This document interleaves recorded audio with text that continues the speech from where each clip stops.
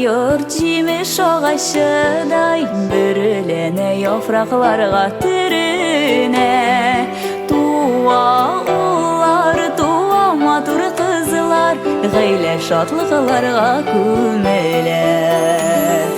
Cimişler cimiş ağaçının